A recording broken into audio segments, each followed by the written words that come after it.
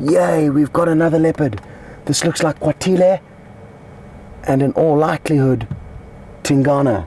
Well, this is in fact Tingana, who's now become the dominant male leopard of this area. On your side of the road, here she comes, here she comes.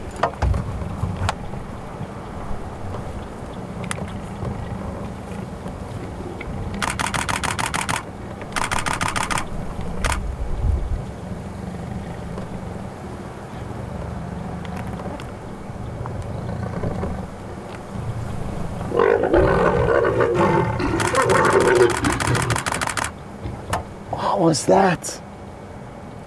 Absolutely amazing.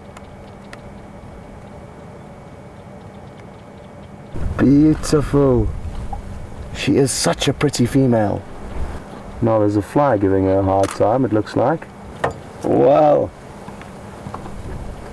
Just like that, action. And isn't it incredible how they scratch and growl, and it's quite a violent commotion, this. So the reason for that, a lot of you might be wondering, is because it's quite a painful process for both the female and the male.